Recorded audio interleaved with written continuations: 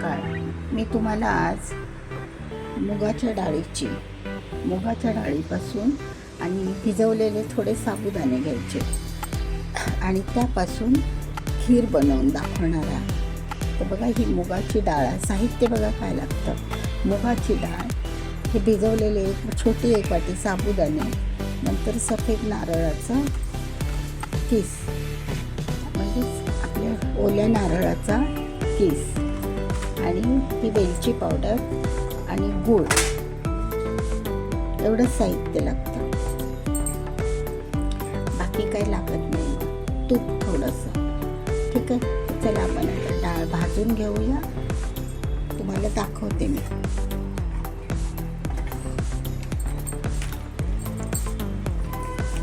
डाळ थोडीशी भाजून घ्यायची आणि मग कुकरला लावायची. ठीक आहे सगळ्यांना.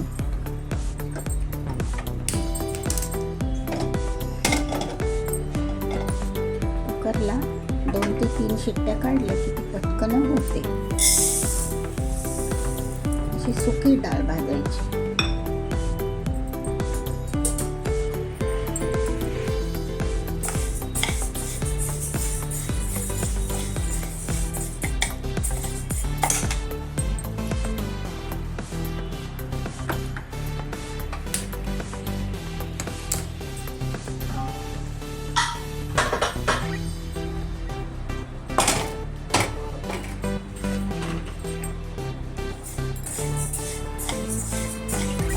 अशी डाळ भाजायची.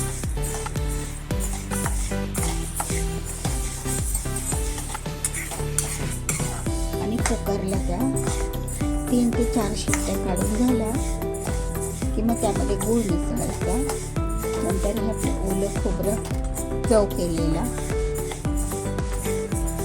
ओल्या खोबऱ्याचा किस तो टाकायचा. वेलची पावडर टाकायची. झालं.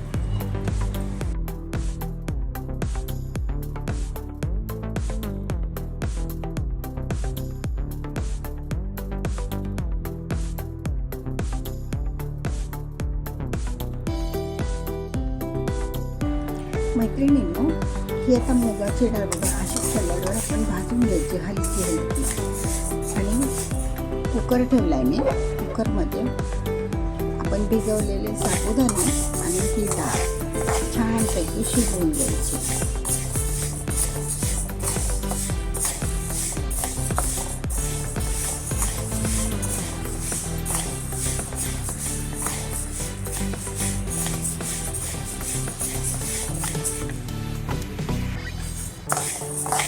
तर डाळ ही अशीच भाजायची. जास्त कडक भाजलात ना तर ती शिजत नाही. सखेनो बघा, तर ही आपली अशी डाळ आणि साबुदाण्याचं हे शिजवून झालेलं आहे कुकरला. आता आपण त्याला तुपाची फोडणी देऊया.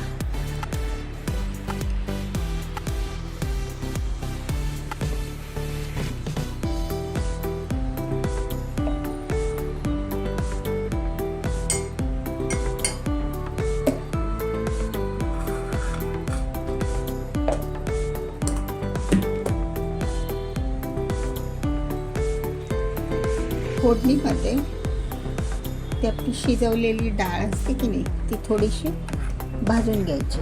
परत तुपावर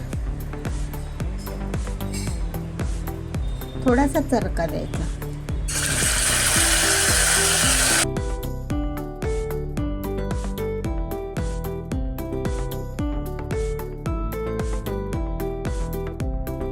अशी चांगली एकत्र करून घ्यायची.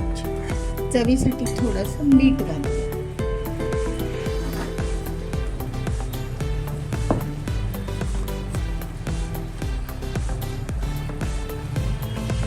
थोडंसं मीठ चवीपुरतं. चव येते ना मग त्याला.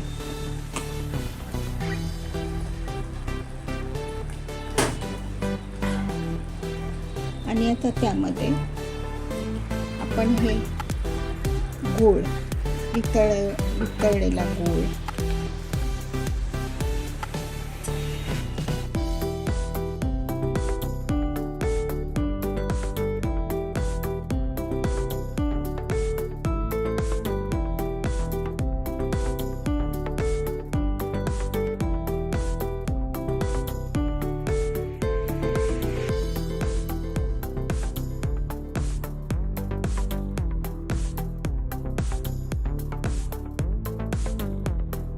थोडासा पाहिजे तर चव अजून टाका, म्हणजे थोडं आणखी चांगलं लागेल.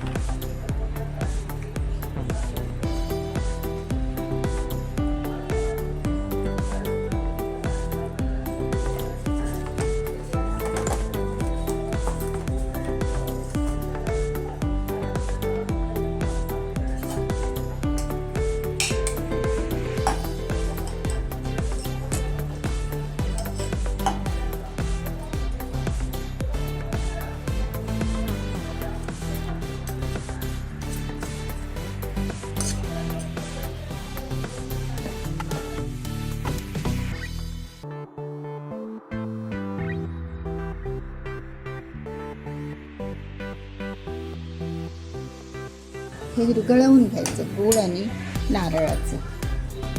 मग आता वेलची पावडर,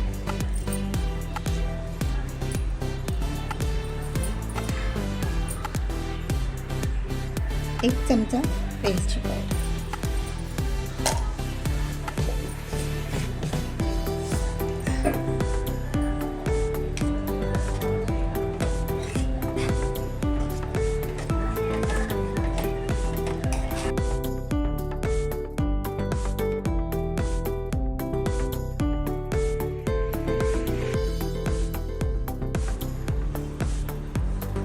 तर ही आता आपली अशी मुगाची आणि साबुदाणे भिजले थोडेसे, अर्धी वाटी, एक वाटी छोटी अशी ही बघा खीर झालेली आहे.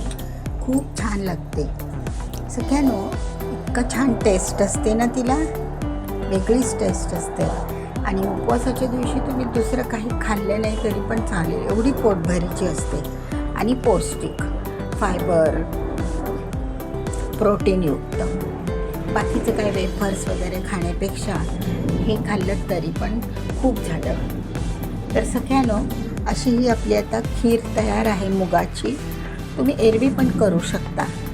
उपवासालाच केली पाहिजे असं नाही. काही जण उपवासाला खातात, काही जण नाही खात. तर तुम्ही ही करून बघा. छोट्या मुलांना पण करून दिली तरी चालेल. चला तर मग व्हिडिओ बघितल्याबद्दल धन्यवाद. आवडल्यास लाईक करा.